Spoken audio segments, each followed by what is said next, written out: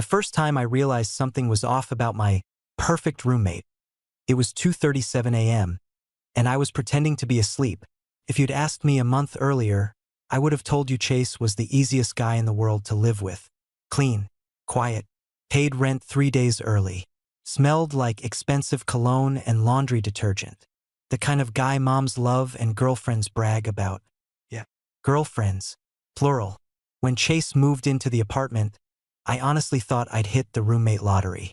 He showed up with neatly labeled boxes, shook my hand like we were signing a business deal, and said, "James, right? I think this is gonna work out great." And it did, at least on the surface. We were both 24, both working our first real jobs in the city. I was in marketing for a tech startup. He was in finance, something with investment portfolios and numbers that made my brain hurt. He dressed sharp, kept his hair perfectly styled, and somehow managed to look put together even on grocery runs. Meanwhile, I rotated between hoodies and whatever jeans weren't in the laundry basket. Chase dated women, beautiful women, the kind that wore heels just to come over for takeout. I'd hear them laughing in his room, the low murmur of conversation, the occasional soft music drifting down the hall. And I told myself I didn't care. I've been out since college. My friends know. My coworkers know. I don't exactly wave a pride flag off the balcony. But I'm not hiding either. Chase knew too. Came up casually one night over beers. "So," he'd said, leaning back on the couch, "you seeing anyone?" "Not currently," I replied. "Guys in this city either want marriage tomorrow or can't commit to a dinner reservation." He'd laughed at that. Fair. No weirdness. No awkward pause. Just a nod. Like it didn't matter. That's why what started happening at night made absolutely no sense. It began small. I'm a light sleeper. Always have been. The walls in our apartment weren't exactly soundproof, so I'd usually wake up when Chase came home late. I could tell a lot just from the way he moved. If he'd had a good night, he'd hum under his breath. If work stressed him out, he'd drop his keys a little harder than necessary. One night, I woke up to the sound of his bedroom door clicking shut. No humming, no laughter, just quiet. Then, footsteps. Not toward the kitchen, not toward the bathroom, toward my door. I remember staring at the ceiling, my room dark except for the faint orange glow of streetlights leaking through the blinds. My heart started beating faster, though I had no idea why. Maybe he needed something. Maybe there was a leak. Maybe I'd left the stove on. The handle turned slowly, and my door opened. I froze. Keep my door unlocked. We've always had that kind of roommate trust. But hearing it open in the middle of the night? Different story. Through my half-lidded eyes, I saw his silhouette in the doorway. Tall, broad shoulders, just standing there, watching. At least that's what it felt like. He didn't say anything, didn't move at first, just stood there long enough that I started wondering if I was dreaming. Then he stepped inside. Soft, careful, like he didn't want to wake me. My body was screaming at me to sit up and say, "Dude, what are you doing?" But something held me still. Curiosity, maybe, or fear of making it weird if this was somehow innocent. He walked closer to my bed, and then he sat down, right on the edge of my mattress. I could feel the shift in weight instantly. My brain was racing. Is he drunk? Sleepwalking? Is this some kind of prank? His hand hovered near my leg. The air felt heavier somehow. I focused on keeping my breathing slow and even terrified that if he realized I was awake, something would snap. Seconds stretched. Then I felt it. His fingers rested lightly on top of my blanket. I didn't flinch. I didn't push his hand away. I just lay there, heart pounding so loud I was sure he could hear it. After what felt like forever but was probably less than a minute, he inhaled sharply, like he'd just realized what he was doing. His hand lifted. The mattress grew lighter as he stood up. He paused for a second, still facing away from me. Then he walked out, closing my door carefully behind him. I stayed awake the rest of the night, staring at the ceiling, replaying it over and over. By morning, I'd convinced myself I imagined it. Half-asleep hallucination, stress dream, wishful thinking.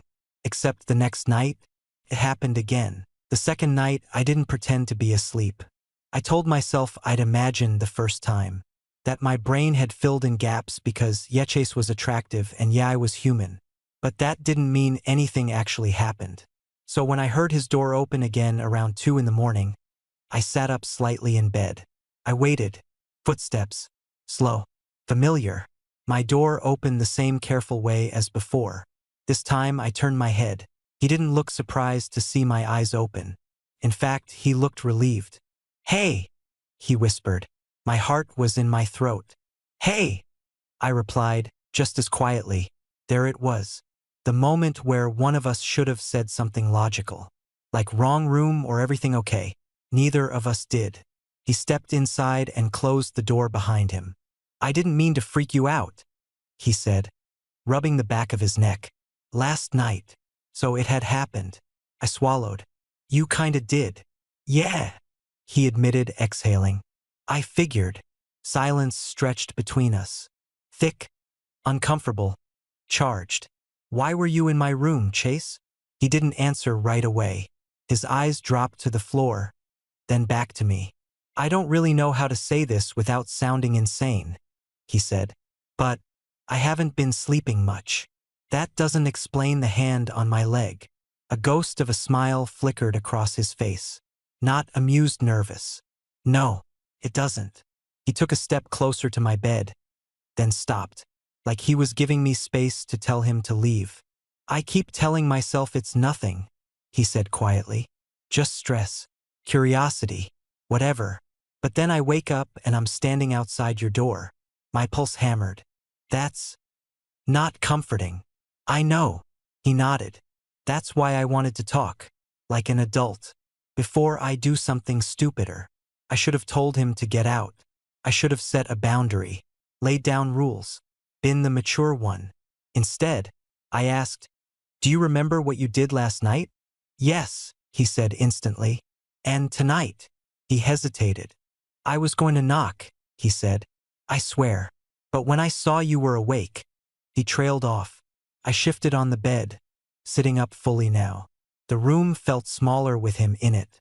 "Chase," I said carefully, "you've been very clear about liking women." "I do," he said quickly. I thought I did. I still do. I think." That word think hung in the air. "But you're here," I said. He nodded once. "Yeah." Another pause. Then, barely above a whisper, he said, "I don't act like this during the day." "No," I agreed. "You don't. At night, it's different," he said. "Everything's quieter. No expectations. No labels. I don't have to be whatever everyone thinks I am." I watched his hands curl into fists at his sides. "I don't come in here because I want to scare you," he continued. "I come in here because this is the only place I don't feel like I'm lying." That hit harder than I expected. "Then why leave?" I asked. His eyes met mine. Dark. Searching. "Because I'm terrified of what it means if I stay." The silence between us wasn't empty anymore. It was full of everything neither of us was saying. Finally, he stepped back. "I won't come in again," he said. "Unless you ask." He turned toward the door. And that's when I realized something that made my chest tighten. I didn't want him to leave. "Chase," I said. He stopped. "If this keeps happening," I added slowly, "we probably shouldn't pretend it's nothing." He looked at me over his shoulder. "Yeah," he said. "I was afraid you'd say that." He opened the door, then paused again. "James?" "Yeah." His voice was quieter now. Honest. Vulnerable in a way I'd never heard from him before. "I don't know who I am at night." The door closed behind him.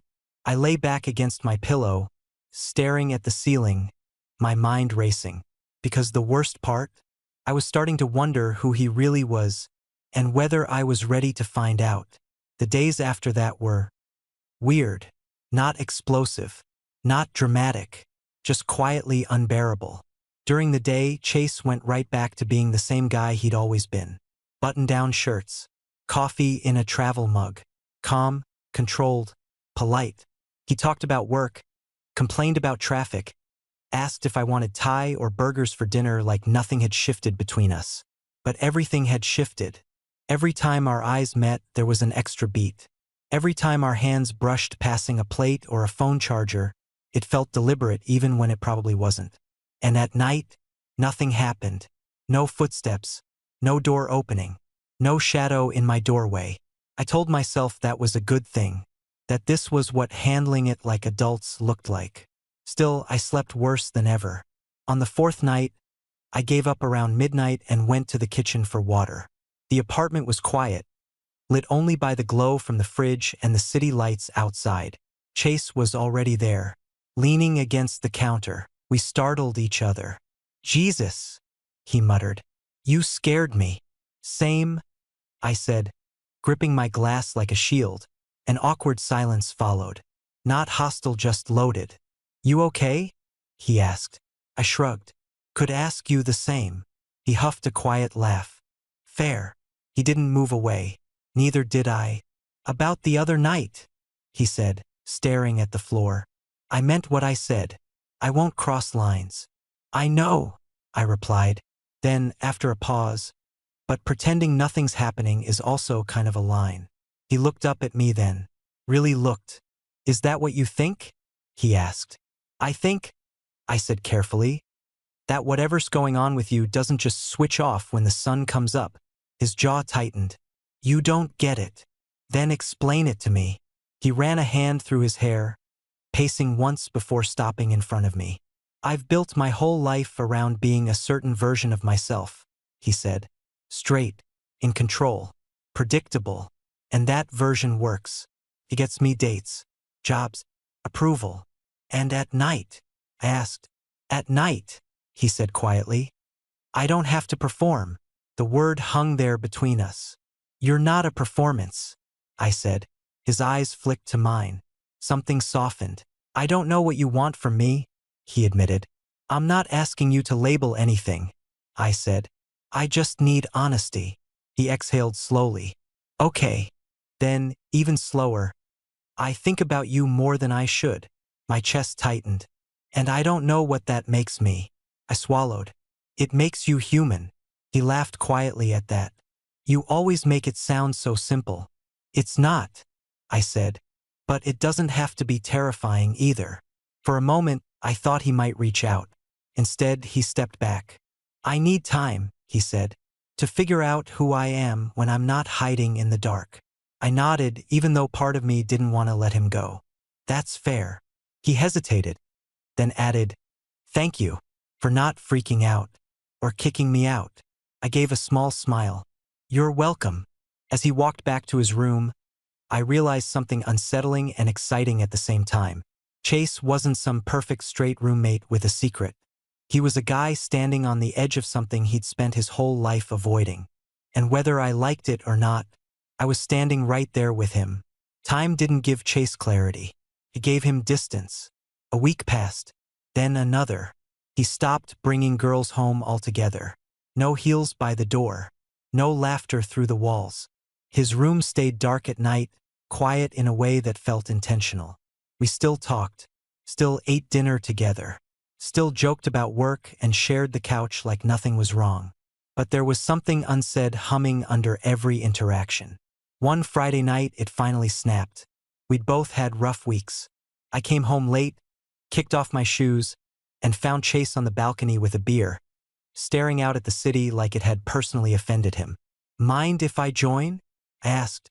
He shook his head. "Please."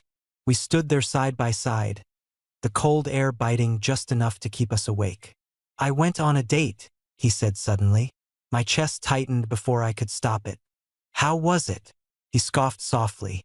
"Textbook. She was great, smart, funny, and I kept thinking about you."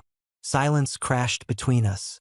"I tried to do everything right," he continued. "I paid. I laughed. I leaned in at the right moments. And all I could think was how fake it felt." I turned to him. "Chase, I kissed her goodnight," he cut in, "and felt nothing. That hurt more than I expected. Not because he kissed someone else, but because I could hear how shaken he was." "I don't only think about you at night anymore," he said quietly. "That's what scares me." The city buzzed below us, indifferent. I can't be your experiment, I said finally. Or your secret. He nodded immediately. I know. And I don't want you to be. Then what do you want? He turned to face me fully now. His voice dropped. I want to stop lying to myself. The honesty in that nearly undid me. I don't know what label fits, he went on. I don't know what this means long term, but I know I don't want to keep pretending this isn't real. My heart pounded. So what happens now? I want to try being awake for this, he said. Not hiding in the dark. Not sneaking into your room like I'm ashamed. I searched his face. And if you wake up one day and realize this isn't who you are, then I deal with that, he said. But I won't erase what I felt getting there. For a long moment, neither of us moved. Then I nodded. Okay.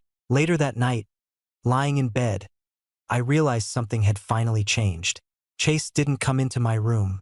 He didn't have to, because for the first time since moving in together, whatever was growing between us wasn't trapped in the dark anymore. It was coffee. Saturday morning, sunlight spilling through the kitchen windows, Chase standing there in sweatpants and an old college hoodie, rubbing sleep from his eyes like any other day. Except this time, when he saw me, he smiled. Not the polite roommate smile. Something softer, unguarded. Morning, he said. Morning. He poured 2 mugs without asking and slid one across the counter to me. That small, stupid gesture hit harder than I expected. The silence wasn't awkward anymore, it was anticipatory. Like we were both waiting to see who would flinch first. I told my sister, he said suddenly. I looked up. About? About not being sure anymore, he clarified. Not about you. Just me. And, he shrugged. She said, congrats on finally paying attention to yourself. Then asked if I was safe. I smiled despite myself. Sounds like a good sister. She is. He hesitated. I've never told anyone something before it was neat and finished. Yeah, I said softly. Welcome to the messy part. He laughed under his breath, then sobered. I'm not asking for guarantees, he said, or labels. I just don't want to keep circling each other like this. My heart thudded. So what are you asking? He met my eyes, held them. A date, he said. A real one. Outside. In daylight. Something warm unfurled in my chest. Okay, I said. One condition. Name it. No disappearing afterward, I said. If it's confusing, we talk. If it's too much, we talk. No pretending it didn't matter. He nodded immediately. Deal. Our first date was simple, almost painfully normal. Dinner at a small place down the street. A walk afterward. No hands held. The way he looked at me like he was seeing something he'd been afraid to look at before that was new. When we got home, we lingered by the door. This was nice, he said. It was, I agreed. He hesitated, then leaned in and pressed a brief, careful kiss to my cheek. It wasn't romantic. It wasn't rushed. It was intentional. That night, lying in my bed, I realized something important. The Chase who used to sneak into my room in the dark wasn't gone. He'd just stopped hiding. And whatever this was becoming slow, uncertain, very real, it wasn't about what he did at night anymore. It was about what he was brave enough to do when the lights were on. And for the first time since this all began, I felt hopeful. Hope turned out to be the most dangerous part. Not because it hurt, but because it made everything matter. After that first date, we fell into something that didn't have a name, but definitely had weight. Morning coffee together. Longer conversations on the couch. Movie nights where neither of us pretended the armrest was a hard boundary anymore. Still no rushing. Chase was careful, almost overly so. Sometimes I caught him watching me when he thought I wasn't looking. One night, a few weeks later, he came home later than usual. Not drunk, not stressed. Just quiet in a thoughtful way that set off alarms in my chest. You okay? I asked.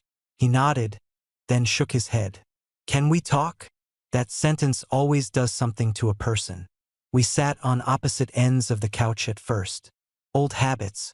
I told a guy at work I went on a date, he said. I waited. He assumed it was with a woman, Chase continued, and I didn't correct him. My stomach dropped, but I stayed quiet. I didn't lie, he added quickly. I just didn't expand. And how did that feel? I asked. He leaned back, staring at the ceiling. Like I was split in half. He turned to me.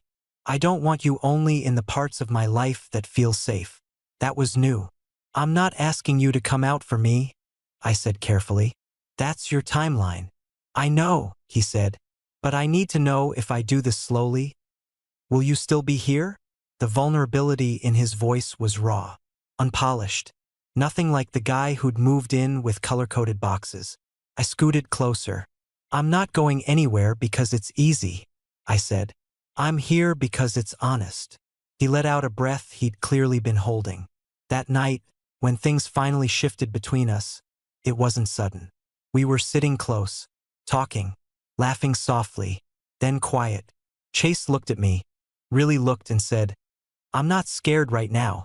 I didn't answer with words. This is real, he said. Yes, I replied. I realized something that made me smile into the quiet. The man who used to only show up in my room at night, he was finally letting himself stay. And whatever came next, labels, fear, daylight, it wouldn't erase this. Because the truth was no longer a secret.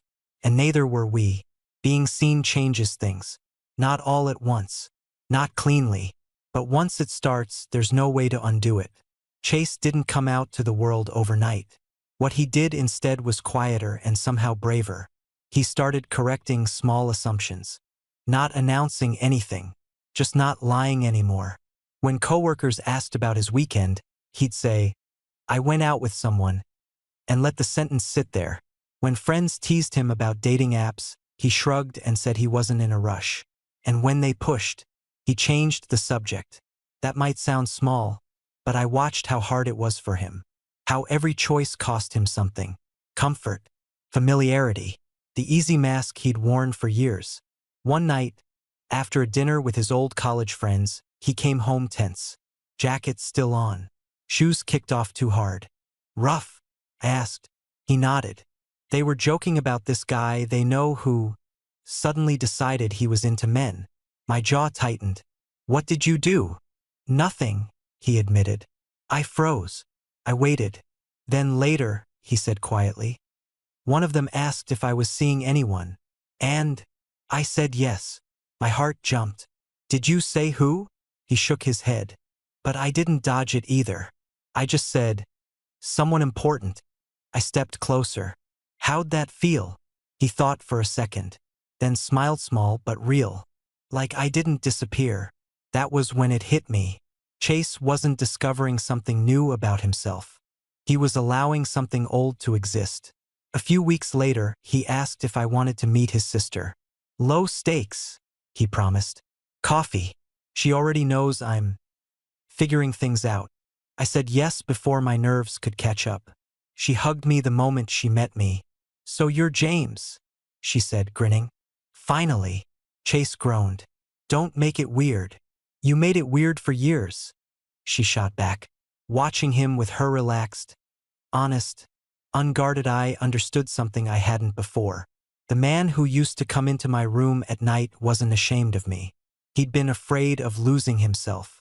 Later that night, back home, Chase leaned against the counter and looked at me like he was memorizing my face again.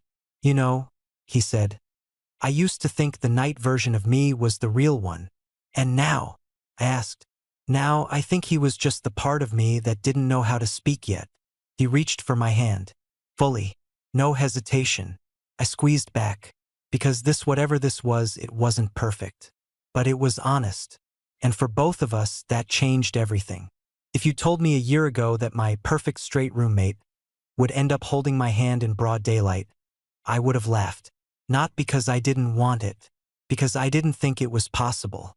The last real turning point didn't happen in our apartment. It didn't happen at night. And it wasn't dramatic. It happened at a rooftop party. One of Chase's coworkers was leaving the company, and there was a small goodbye thing downtown. He asked if I wanted to come. You don't have to, he said. It might be a lot. Do you want me there? I asked. He didn't hesitate. Yeah. So I went. It wasn't huge, maybe 30 people. Music playing low. String lights overhead. Everyone dressed a little too nice for a Thursday. I could feel Chase's nerves from the second we walked in. His hand brushed mine once, then pulled back. Not rejecting, just calculating. People came up to him immediately. Handshakes, back slaps. Chase, man. Energy I'd seen before. He introduced me twice as my roommate, James. That word stung a little, but I understood. This was new territory. Then it happened. One of the guys from his team, tall, loud, slightly buzzed, grinned and said, "So James, you must hear all about Chase's dating life. Guy goes through women like quarterly reports." The group laughed. I didn't look at Chase. I didn't need to. I could feel him freeze beside me. This was the moment. The old version of him would have laughed, played along, kept it easy. Instead, he said calmly, "Not exactly." The laughter faded. The guy smirked. "Oh yeah?" Settling down, Chase exhaled once. "Steady. I'm seeing someone," he said. There was a beat of silence. "Nice," the guy said. "Who's the lucky girl?" And this was the part I'll never forget. Chase looked at me, not quickly, not accidentally, deliberately, then back at his coworker. "He's right here." The air shifted. Not dramatically, not explosively, just enough. A couple of raised eyebrows. One awkward sip of a drink. One guy who clearly didn't know where to look. But no one laughed. No one made a joke. The loud coworker blinked, then nodded slowly. "Oh, cool, man." And that was it. Conversation moved on. Music kept playing. The city lights blinked behind us like nothing monumental had just happened. But something had. Chase didn't let go of my hand after that. Not once. On the way home, walking through cool night air, I finally asked, "You okay?" He let out a shaky breath and laughed softly. I thought I was going to throw up. I squeezed his fingers. "You didn't." "No," he said. Then he looked at me the way he used to look at my doorway at 2 a.m. only this time. There was no fear in it. "I don't feel split in half anymore," he admitted. That hit me harder than anything else he'd said over the past year. Back at the apartment, we stood in the living room for a moment, quiet. "You know," I said, "for a while I thought you were two different people. Day Chase and Night Chase." He smiled faintly. "Yeah, me too. But you're not," I continued. "You're just you. It just took you a while to stop hiding from yourself." He stepped closer. "I used to think the version of me who walked into your room in the dark was the only honest one," he said. "But I was wrong."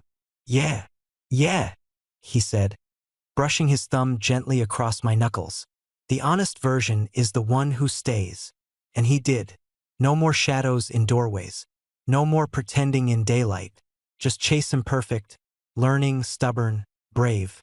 My ideal roommate turned out not to be the guy who paid rent early and dated the right women. He turned out to be the man who was terrified of losing everything and chose honesty anyway. And if I'm being real, the night he first stood in my doorway at 2:37 a.m., I thought my world was about to fall apart. I had no idea it was actually about to begin.